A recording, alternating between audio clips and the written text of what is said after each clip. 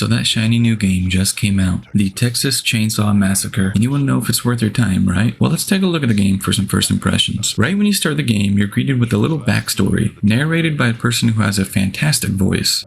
But with no physical evidence, the investigation has stalled. In the menus, after I pressed play, I had two options to play as, family or victims. Or you could select quick match and do either one. I selected victims first. Then I got a little tutorial video showing about the victims and what to expect. You can watch or skip, but I watched it. It was pretty helpful to understand what I was getting into. I'd recommend watching it before you play as well. After that video, you find a match. In the lobby, there's 4 victims and 3 family members. For the match to begin, either everyone readies up or the countdown reaches 0. As a victim, you spawn tied upside down and injured. Whenever you interact with anything as a victim, a meteor like this shows up on the screen. You can either do it as fast as possible and make loud noises, or you can take it steady and keep the noise low. I almost always chose to take it slow and steady. If you make too much noise, the family will hear and find your location. You can see my character bleeding here, and that's because as a victim you are bleeding non-stop and your health will continuously drain. Healing yourself can't stop the bleeding or health drain. It'll only reset your health. Victims and family members both have unique abilities. This character I'm using can see nearby sounds. In order to escape the basement, you have several options. One option here is this door that requires a fuse box to open. If you're a victim and have bone scraps in your inventory, you can cut down noisemakers like seen here. These will alert the family members to the sounds if you bump into them, so try to go around them or cut them down. Also, as a victim, you can only hold 2 items in your inventory at once, so what you hold should be thought about. After a while of trying to escape the basement, I see a notification saying a fellow victim has died, and then I found an exit that another victim must have unlocked. Unfortunately, a family member seemed to be waiting there, so I pressed the grapple button, then escaped just as Leatherface, the one with the chainsaw, came in the door behind me. At this point, I'm freaking out, trying to get the heck out of there. There's only 3 family members total, and I have 2 of them right next to me.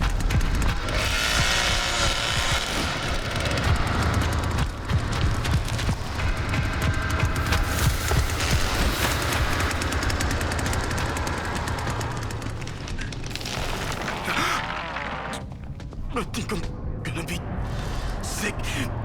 After panicking and running every direction I could, I lost them. Eventually, I make my way back to the door I was at and I go up. This time, no one is nearby. The grandpa is sitting in his chair above the stairs though, but he's an AI. He doesn't move, but his yells can show the family members your location. After hiding in this bush a couple of minutes, a family member spotted me. I made a beeline for this well, and I thought for sure I was dead after being stabbed, but I was still alive. Also, at this point, I'm the last victim alive, so I'm feeling the pressure. For the next 5 minutes, I run around being chased from family members, barely escaping them each time. I'm trying to figure out how to escape, but being the last victim alive means they're all searching for only me. Unfortunately, I didn't make it.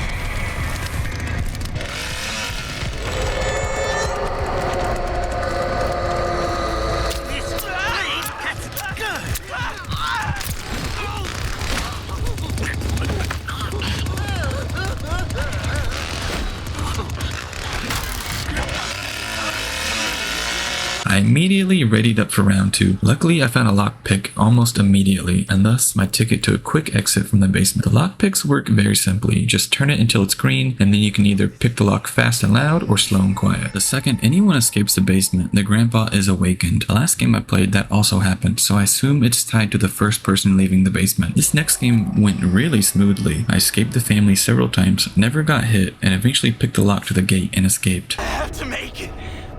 I have to.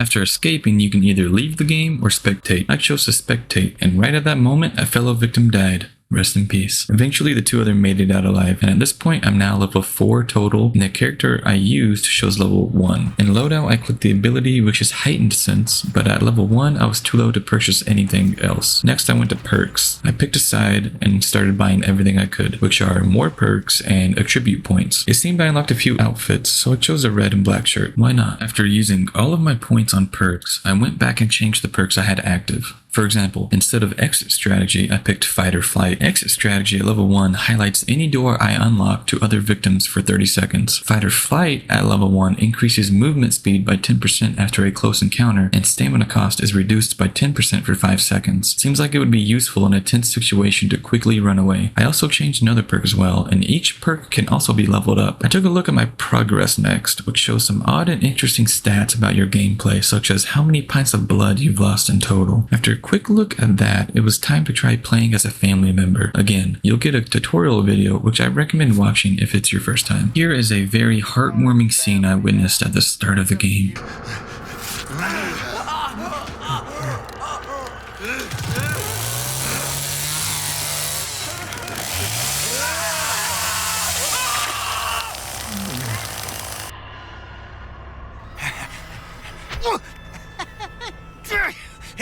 Wasn't that nice? So my family character for this game is Cook. His ability is Seek, which is very similar to the victim's heightened sensibility I just used. Kinda odd that both characters I used for victim and family are the ones with hearing abilities. When I walk up to the grandpa, it shows requires blood, which is very vampire-like. It seems I'm holding locks, which I then placed on several doors and fences. There's also blood lying around that you can collect for grandpa. A victim walked right into me. I slashed him a couple times, but then he escaped through a crack I couldn't follow through. I could have removed this lock I placed unfollowed, but I decided to keep the fence locked in this location. Again, I found another victim, but this one also escaped where I couldn't immediately follow. Also, I noticed that when I'm chasing a victim and trying to slash them, my character stops suddenly and waves his arms. I couldn't figure that out until right now while editing. It's because I ran out of stamina but kept trying to attack. Victims also seem to have a lot of health. I attacked this one 3 times and it kept escaping. Also, my teammate, I believe, also attacked her at least once, but she didn't die. It may be harder to be a family member in my opinion. You can also collect blood to feed the grandpa just by attacking the victims. After that exchange, I gave him blood and he leveled up and yelled, which showed nearby victims. I chased and slashed victims the whole game, but never managed to kill one myself. Eventually, there was one victim left. We won the game and I was surprised I had the highest score even though I didn't kill anyone. I guess it was from slashing victims a lot and feeding the grandpa blood. This isn't the type of game I'd normally play, but my experience with this game was smooth. I had no issues, no glitches or anything like that. Also, the graphics look pretty good. Overall, I'd say I enjoyed this game. I can easily recommend this if this is your type of genre. Whether or not this is your type of game, I'll see you in the next one.